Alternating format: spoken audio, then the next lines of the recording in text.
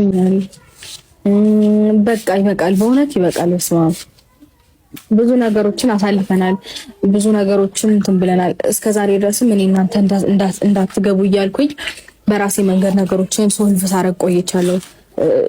ማለፍ ያለብኝ ነገር ታግዬ ማለፍ ካለብኝ እስከ ጥግ ብቻ ታግዬ ማለፍ አለብኝ ብዬ ካመንኩኝ ታግዬ ማለፍ ነው የምፈልገው እንጂ የሆነ ሰው አስገብቼ ከዛ የሆነ ነገር ቢፈጠር አንተ እንደዚህ ብለህ ነበር ማለት አልፈልግም። እስከ ጥግ ድረስ ራሴ ሄጄበት የሚመጣውን ውጤት ወይም የሚመጣውን ነገር መጋፈጥ ነው የሚያስደስተኝና እነሱን እንደዚህ አይነት ጉዳይ ውስጥ መክተት አልፈልግም።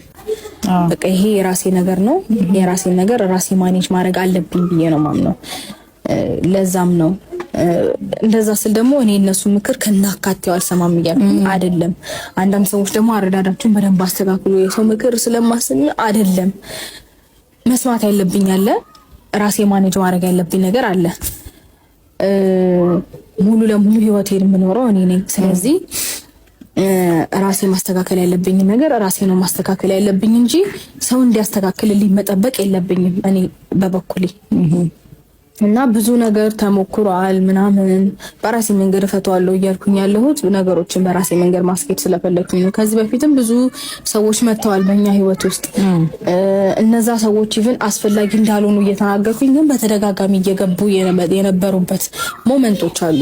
እና በቃ ብዙ ሰዎች በዙሪያችን ያሉ ሰዎች ከእናት ከአባት ምናምን ውጪ ያሉ ሰዎች ከኔም ከእናት አባት ኢቭን እንደገና ደግሞ ከነሱ ውጪ መግባት የሌለባቸው ሰዎች አሉ። ግን እያልን ባለውበት ሰዓት እየገቡ ህይወታችንን ወደማይሆን መስመር ውስጥ እንዲገቱት ሆነዋልና ያ ነገር እንዲያበቃ ስለምፈልግ በቃኝ ብዬ ነው እኔ ይሄንን ነገር ያደረኩት። ስለዚህ እናንተም በምንም አይነት ሁኔታ የምትወቀሱበት ስማችሁ የሚነሳበት ቅንጣት አይነት ምክንያት አይኖርም፣ በሱም በኩል እንደዛው።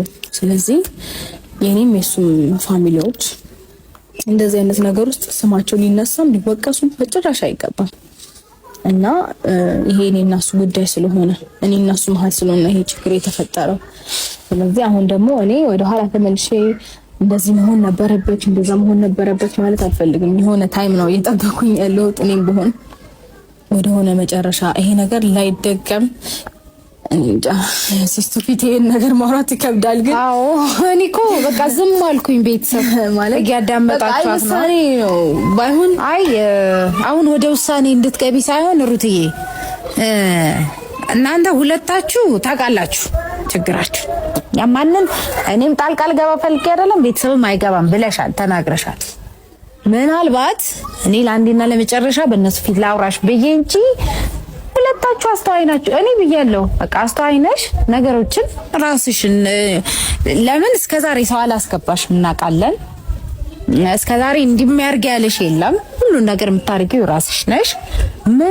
ምናልባት እኔ ሰሞኑን እየተፈጠረ ያለው ነገር ሄርሜላም ተብያዋ እየመጣች ብዙ ነገር እየሆነ ስላለ የኛን እርዳታ ከፈለግሽ እኛን ምናልባት በቃ አለ አይደል